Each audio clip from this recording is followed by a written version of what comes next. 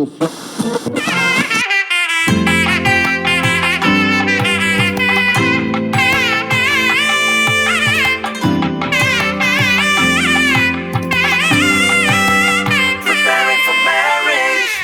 everyone, welcome to Streams of Water podcast. This is the first one we're doing, and there are different people watching from different places. And I'd like to welcome our guests. These are our guests from different states of India, and we are from Pune. You're from Kochi, Bangalore, yes, Chennai, Bangalore, and actually Madurai also, right? Madurai, In yeah. some level, yes. So we just finished a wedding, and we're all here together after the wedding and having a chill time. In the midst of this, we are trying to record this also. Yes, and we are in the wedding season, you can say, and we had a lot of talk about marriage and stuff like that. Okay, so I just like to introduce our guest. We have first Joy and Shiju, and they are from Bangalore, and you're married for how many years? Almost 10 years. Almost 10 years. Wow, 10 years, guys. I think we should give them a round of applause, right? 10 years. Thank you. Yeah, 10 years, yeah. And this is Becky, my wife, and myself, Godly, and we are married for 8 years. Okay, 8 years. Yeah. You should have known that. That was just I was testing. Oh, right. Now, how many years you've been married for? Well, The most eligible. No, he's the most eligible. no, let's not go there. So wait, let me ask this question. Within how many years you want to get married? No pressure. 2024. Months. 2024. No. Okay. God will tell that. I'm not going to. God will tell. I'm not going to do anything there. Okay. Not Playing my. the God card. Huh? No comments. How about you? I have no idea. Thinking about marriage. You're thinking about marriage also. Not at the moment. All right. So this is the one we need to counsel first. So this is Benjamin. I didn't introduce Benjamin. Yep. He's in Chennai, and Ruben Sam. He's from. He was in Bangalore, but now in Kochi, right? And we call it the Sam culture because they both are called as Sams. Yeah. How many kids do you have? We have 3 boys, 3 boys. Can you imagine 3 boys, right? 5 and under. 5 and under. And they drive all through with the boys, right? So that's crazy. And we have 1 boy. So maybe you guys can get a girl. You know, when kids get married. So cheesy. What is this? What are we talking about? Marriage. Okay, I want to ask a fun question. Okay, not a fun question. Actually, general knowledge, GK. And I want everyone to answer this. Okay. Okay. Who wants to start? Sam will start. Sam. This Sam. Okay, this Sam will start. Okay. Okay, how many states and how many union territories does Shoot. India have? So Google. 28 states and I think it's 9 union territories. Okay, next you go. 28 states. Telangana came, no, recently. You tell your answer. You tell your answer. Recently, it's Don't discussion. This is. I'll second him. We go down together. No, 28 no, states no. and seven union territories, I guys. think 9. 28 Oh, and nine. When we were Okay. in school, it was like that. 27 states and 7 union territories. Okay, Now okay. I'm no more in I- school. yeah, I think it's 30 states and Yeah. 9, 30 but states it and keeps 9. changing. I mean, it might change next year again. So Yeah, we'll keep but adding. there is a constant now, for sure. Really? 29 states and 8 union territories. 8 union is okay. Becky? I like to I change will my go. answer. I like to change my answer to You this. sound so confident. Yeah, exactly.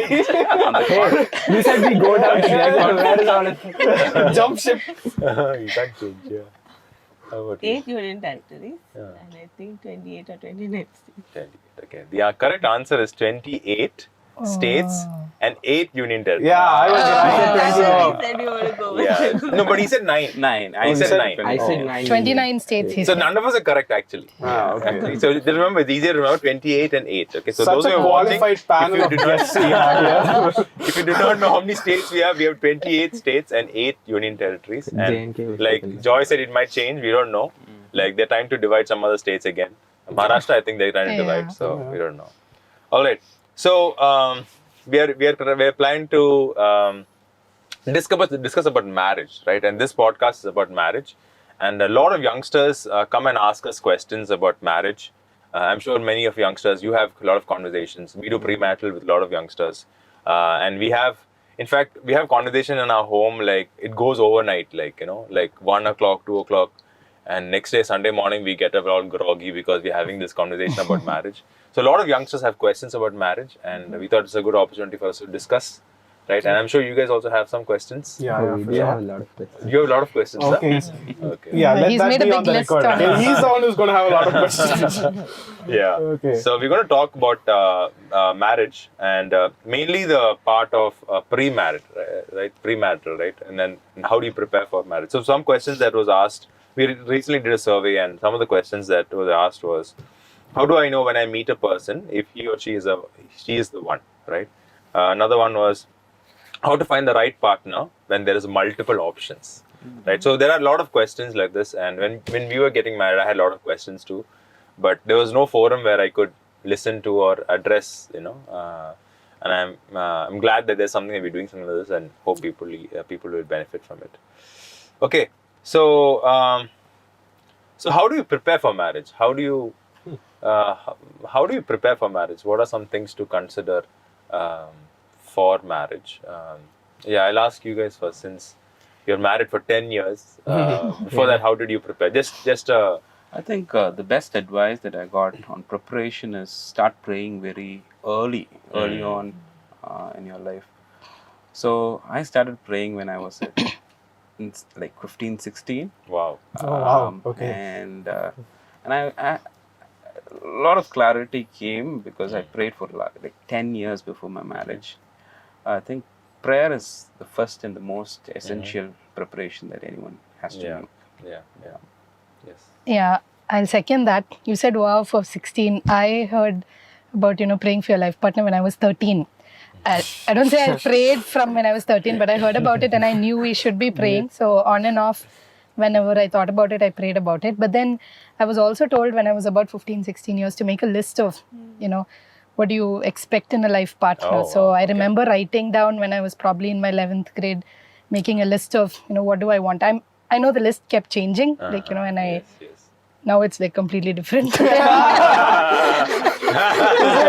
It's like expectation, reality. No, I don't mean that. I mean, my expectations were probably very immature back then, but then just that I had been thinking about it, and I think it's never too early to prepare yourself with prayer, and also thinking about what does God want for you in a life partner. Yeah. So prayer, then praying with a list, list of things. Have you guys started praying? Just Not yet. Well, definitely not from 13. But yeah, I think that's also something that a lot of people in my life have started to tell me, to start praying for your partner, especially my mom. So, so that's something that my mom as well. She always asked me to pray, but never really given some thought about it. But listening to people who have so much experience, I should 10 probably years, man. Wow. Yeah. Anything you want to add? No, I've done the same thing, and my expectations as I matured also changed. Is what I realized, and I didn't know this until after we got married, and after a year when we were packing things is when I realized I even prayed about these things, and I prayed about those things, and how God looks into the tiniest detail that is so insignificant, and prayer is good. I think I read a lot of books, and I read a lot of books about marriage before we got married. That was very helpful, especially. I mean, today we have podcasts and all those things available. When we got married, it was just getting there, right? So, not a lot of resources that way, and books were really helpful. Yeah, books and people were available, right? People are there around us. So, I'd like to encourage our viewers, since you talked about a list, right? To make a list of negotiables and non-negotiables. I kind of encourage a lot of my youth to do that, right? To make a list of negotiables and non-negotiables. Non-negotiables are things that you don't want to compromise on, and negotiables are like, I like this. It'll be good if I get this, but if I don't get it, also it's okay. So so make a list. As we are talking about this, if you have a paper, take a paper, write down You guys can write if you want to. Why not? And make a list of negotiables and non-negotiables, and we'll be talking about that, right? We'll be talking about some of the negotiables, some of the non-negotiables, and you might get some ideas from us also. But what is when you talk about non-negotiables? What is one must non-negotiable you have heard, and have you kept it? Have you not kept it? And what are some things that you are thinking of? Thinking the main non-negotiable is that you should not marry an unbeliever. Okay, you should not marry an unbeliever. That's Okay, the main. yeah, okay. Yeah, as a follower of Christ, you want to marry someone who is also following Christ, Yeah, and not just okay, somebody who goes to church, or somebody who ticks all the boxes on the usual list, goes to church, attends meetings, but Yeah. someone who really has salvation experience. Yes. Yeah, so you said follow Christ, right? Something of, when you say follow Christ, when you say believer, if I ask someone, are you a believer? Yeah. Are you a born again believer? Yes. Yes. Right? Baptized also. Baptized, Yeah. born again believer, committed to the church, involved in the church, right? But does that really make up a person, right? So one of the questions I got is, yes, okay, everyone, okay, I think that's one non-negotiable that's clear, right? That that this person has to be a believer. Any biblical reference that you have in mind? Yeah. 1 Corinthians chapter 7 verse 39. It's in the context of a wife is bound to live with her husband as long as he lives, but if her husband dies, she is free to be married to whom she wishes, only in the Lord. Yeah, only in the Lord, Only in the Lord. Yeah. And also Paul says, do not be Unequally unequally yoked. Yeah. So, it doesn't work. A believer and believer. Some people want to be missionaries through their marriage. It never works. It never works. And it really pulls down the person and their spiritual life also. Yeah. And I think that's a serious thing to consider, right? That if you're getting married to someone, do you really want to get married to someone who does not have the same values, have the same passion for Christ, want to, in fact, sometimes they will lead you away from Christ. I think that's very important, right? And I would tell youngsters, after your salvation experience, one of the biggest decisions that you'll make is marriage. Right? And you can have everything in the world well and happy and good, and you come to a home where it's not peaceful, then it's kind of chaotic. It's like your home base is not right. Not right, yeah. But if you have the opposite, like if everything in the world is not happening right, a job is not doing well, or you have health issues or whatever, financial issues or whatever, when you come to a home that's peaceful and Christ-centered, you still have that peace, right? And I think that's extremely important for us. I every time look at Genesis chapter 24, where Abraham sends his servant to find a Wife for wife for his son, right? And Genesis chapter 24 verse 3 and 4, he says, and I will make you swear by the Lord, the God of heaven and the God of the earth, that you will not take a wife for my son from the daughters of Canaanites. Right? He says, don't take a daughter from the Canaanites. And then later also he says, you should not take my son there, right? And then later in that passage, verse 50, then Laban and Bethuel answered and said to the servant, and they said this, the thing comes from the Lord, and we cannot speak to you either bad or good. So when Abraham was sending his servant to a place, to the Ur of the Chaldeans, they were also pagans at some level, right? But there was something that Abraham knew, and it says here, it comes from the Lord, right? And the word the Lord there is Yahweh used there. And there is something about that, right? That you consider a person who is a believer. Is that something that you considered, Becky? Yes. Yes. Yeah. Okay. Wanted to get married to a believer. Mm-hmm. And that was priority. And then you've seen examples and experiences of others who've not done that and then they're struggling in life. Yes. So we don't want that, right? So, Yeah. It's and not. also it's to not worth it. honor our family and honor God most importantly, because He's the one who established marriage and then He expects this out of you. Yeah. It's the second most important decision after you make your choice to follow the Lord. Marriage is a very important decision, and for me, I had a personal walk with God very early on, and so my walk with God should not be ended after marriage. So I want a person who supports me, who encourages me, so we can walk together. So I think that the personal relationship, anyone with the personal relationship with God would not consider a proposal from an unbeliever. I think that is very key here. It reminds me of the Canaanites, right, and the Israelite people, right? And God every time said, "Do not intermarry," right? Why do you think He said that? Don't intermarry. I think, as you said, you were saying about how,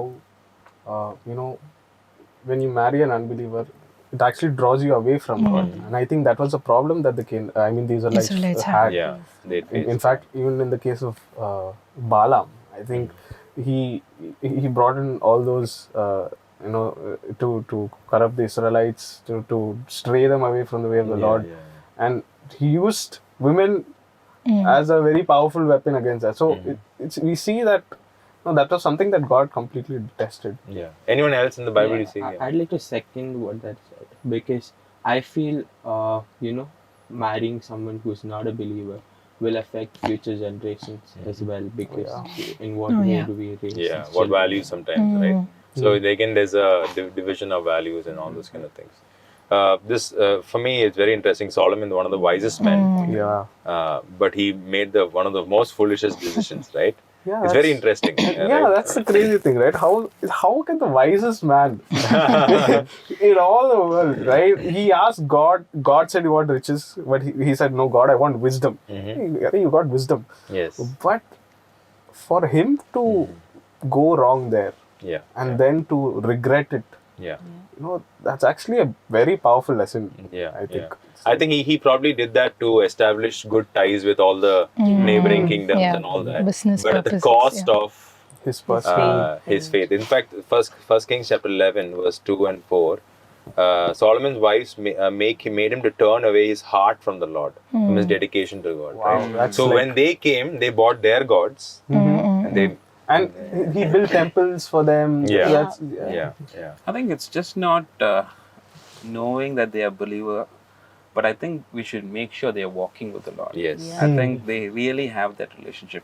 Sometimes we say, okay, he's a believer. We see the biodata and say, okay, he's a born-again believer, and we are satisfied with that. How do we make sure that they are... That's a good question. A lot of youngsters ask, like, how do I know that this person is a believer? I mean, asking them the question would not make a difference, because you can They'll put say out a yes. face. Yeah. Everyone will obviously say yes, but what are other ways I've never really thought about? Recently, I was having a counseling session with one of my clients, and I was talking to that person about the same thing. So I said, can you tell me your salvation experience? And immediately the person said, it's a story, right? And actually it's a story, right? All of our salvation experience is actually a story, right? And it's not that, okay, one day I just raise my hand. It's not about that, right? It's a story of conviction of the heart, how we changed, right? Because we hear the gospel through and through in our life, right? Through church, through family and all that. But it's the story that, So one thing that I often ask is, what is your story? What is your salvation story? Like, and I'm sure that if you really have an experience with Jesus Christ, you will be excited to tell that story of how Christ changed your heart. So that's one, and in fact I tell youngsters when they meet the person first time itself to ask that question: what is your salvation experience? I remember we talked about it, right, when we met the first time, right? What is the salvation experience? Right? And even before they meet, some of the couples that we've mentored, what we've done is, even when the proposal is coming, or somebody is bringing it, even before they meet for the first time, we've asked them to write down their. We've asked 2-3 questions. One is, tell us your salvation. Write down your salvation experience. Okay.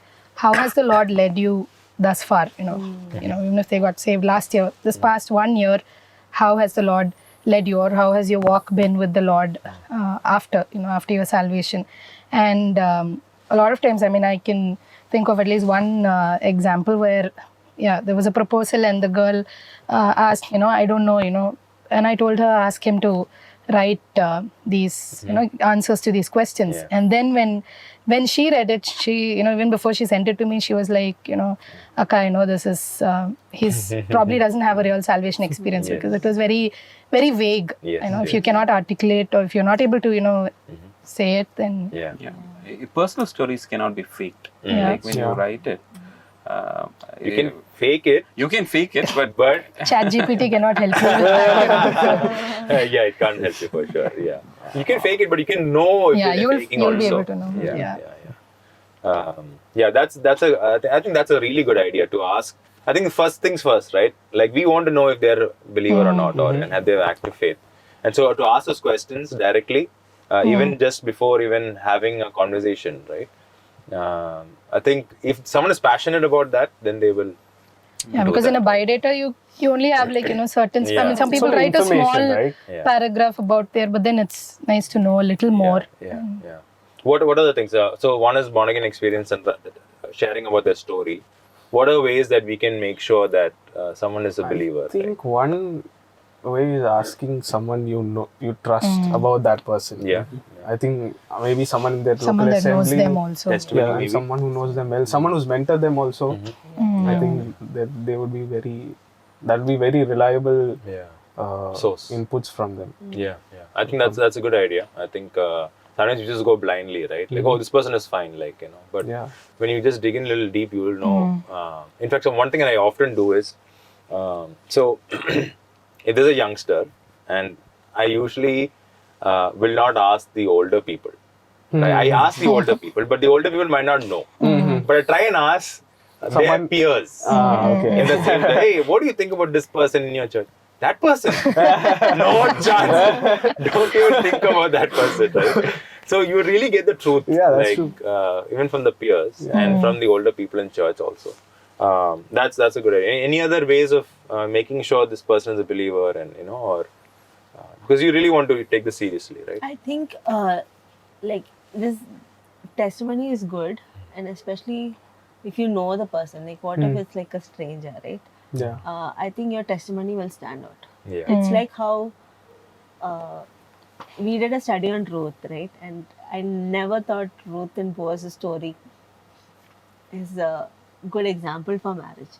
And one of the things that Boaz comes into the field and he's like, he notices this girl and he greets his servant. He's like, who is this? And the servants say that she is the girl who's come from Moab and like, she's been working hard. And so they haven't had any interaction. It's just observing this person who's come and like other people are testifying on her behalf. So that also can happen, right? You might be a silent person doing things behind where no one, maybe you're not like in the center, but other people are watching you and seeing you grow.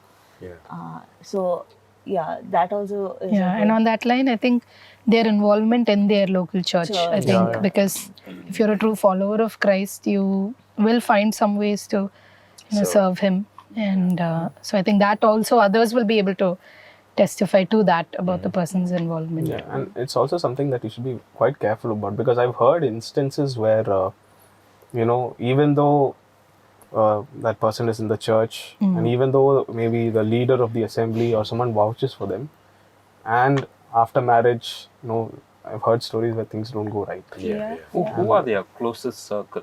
Because we know from the Bible, bad company ruins good morals. Good. Yeah. So, who they associate with, the closest circle. Not just on Sundays. Not just on Other Sundays. days, Yes. During the week, who do they hang out with? We seem like on CID. Background check. Yeah. People will be thinking, what are these creepy people talking about? So then we should maybe have like streams of water CID check, background check on people. Yeah, right. No, but I think it's just, it is that serious because, it's somebody, that, you're going to live life with for the rest of them till death do you apart, you're going to live with that person and you really want to make sure, we do a lot of research before we join a college or, Yes. Yeah, we that's true. ask people about it, we ask people who've studied there, we ask people, so I think, just for 2-3 years being in a college, we do that. But I think this is something, I think that's why it's not, it's not to try and figure out or do some secret Yeah. research behind them, but I think it's very important. Because it's a lifelong commitment. Yes. The commitment, it's not that you can get in and get out. Yeah. If you don't like the college, you can get out. Yeah. After a few months. But marriage is a covenant relationship. Yeah. It's a lifelong relationship. And that again brings it, I mean, you need somebody who's willing to, make that commitment. Somebody who's... Yeah. So that might be another non-negotiable, right? Non-negotiable, yeah. Someone who's committed to the marriage, like till death do us apart, or to sickness or health. I sometimes ask the youngsters to write their own vows, right? Write your own vows and think about it, because this is what you're going to commit to, right? What if your wife gets sick or your husband gets sick? What if they become terminally sick? Are you going to still stick to the marriage, or they get some mental issues or mental sickness, or they have some major financial issues, So what are some bad things you're thinking of, right? And are they ready to stick to the marriage, even to the commitment? So, a believer is one, commitment is another one, right? Someone who is committed to the marriage. Another thing that I often ask is, what is your how has your growth been in your personal walk, right? So there is a point where you meet Christ, and then now you're here now, right? And how has that trajectory been, right? Have been growing in the Lord, and just be genuine, right? Okay, I'm struggling with this. This is my baggages. This is something that I face. In this particular phase, I really went away from the Lord, but I came back. Just being truthful about your walk with the Lord and how you've been growing. Right? Do you have a daily time with the Lord? Have you have a relationship with God? Are you praying? Have you have spiritual disciplines? All these things matter, right? And really shows that you're taking your faith seriously, right? So these things I ask. Sometimes I ask them. I ask these questions to youngsters, right? When they say, "Okay, are you doing a quiet time? Are you spending time with the Lord?" Yeah, I'm doing. What did the Lord speak to you this week? The Lord was telling me, and then they are blank, right? So if you're really spending time with the Lord, you will know what the Lord is talking to you, right? And even sins. Okay, what is a sin that you've been dealing? Yeah, you want to say? I was thinking it is very important to be open about your spiritual struggles, right? Because if you're not open about such things, like how will you expect the person to be open with you about the spiritual struggles while you're married? Yeah, that's true. Yeah, so that genuineness is very important, right? Genuineness about your spiritual life, right? Like we are all, I'm sure I'm not sure, I'm 100% sure that we are all imperfect people, right? The only one is Christ. So we come into marriage as imperfect beings, and so bring that imperfections of our spirituality, right? That we are struggling with something, and we're ready to work with something. So, one of the goals of marriage is sanctification. Right? Yes. I think it's a fast track for sanctification. Yeah. Someone told me that, I asked them, what did you learn from your marriage? It's like it just showed me what a great sinner I am. Wow, that's interesting. That's something we'll figure out. When you're single, you think everything is good, and I don't think I have a problem. Once you get married, you'll be like, oh, I didn't know that was a problem. Like it might not be a big, it might be a small thing that you never thought about. It will be like, I have to work on this. So. We'll end with one question. One question that I had got was regarding all this, right? So we are talking about non-negotiables, and we talked about a believer, and we talked about how to figure out how a person is a believer. But if it's like an arranged setup, right? If you trying to look for someone, you obviously will ask this question directly, and you should. But if it's an arranged setup, I ask in the first go itself? And you said even before the first go, right? Yeah, I mean, when it's through a mediated. But do we ask this the first go itself? I think it's very important. Yeah. Half an hour or 1 hour that you get when the families meet. I think it's very crucial that you talk these issues out. Yeah. And I think you should make some questions. Yes. And these questions should reflect the spiritual life of the other person also. And it's a conversation. You don't come with interview. You don't make it as an interview type. But naturally, I think as you pray and as you prepare, the conversation becomes natural. Yeah.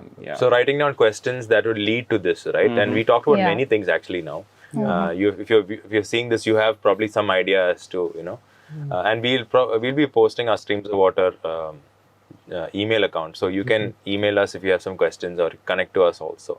maybe provide one of our phone numbers also. And if you need help, we would be glad to help. But writing those questions, Yeah. I think, and at the first go, yes. Because what else? I mean, otherwise, what else would you talk about? I mean, because everything else will become non-essential. I mean, you may like the same, cricket team or Or the same TV show. You may love the same food, Yeah. but all that becomes immaterial if you're Yeah. not able to, journey together with That's Christ. true. That's I true. think So, one more important thing we should, although we are preparing all these questions, I think our reliance on God at this time, because Yeah.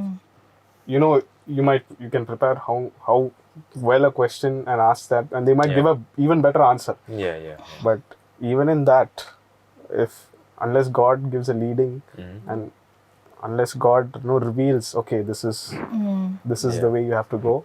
Yeah. That also I think is like very important. So, Yeah. So I every time tell some youngsters that when you go for a job job interview, you have multiple rounds, right? Sometimes they have 3, 4, 5. Some I have heard 8, 9. Right? Why are they having so many rounds? They want to They make sure really you're the wanna right make you, candidate. yeah. And when you come first, they weren't asking you, okay, who's your father, who's your mother?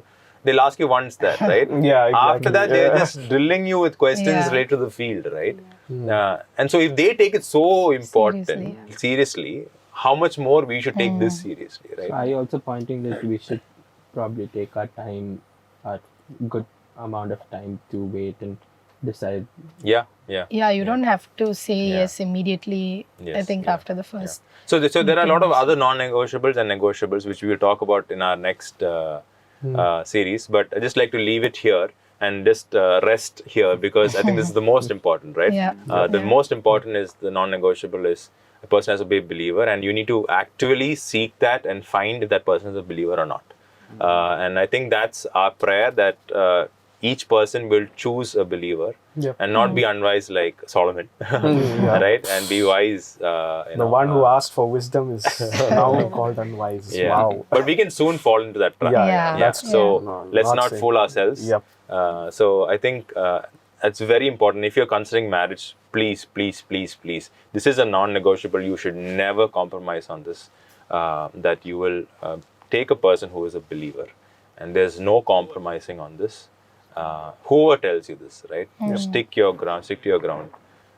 And I think we'll talk more. I think we'll just get some more coffee. I think all our coffees Need are some over. coffee. See, no one drank coffee because we all finished it before. Only I had some, so I finished it. So we'll get some coffee and we'll be back. All right. Thank you. See you. Bye-bye. What if I fall in love with a non-believer? Right? Or what if I have faith that I will marry a non-believer in the hope that that person will come to know the Lord through my Very seeking. true missionary. I tell people that spark should be there, right? Yeah. And you should like when recently we had this marriage that we just finished, that guy was like, He knows who he is.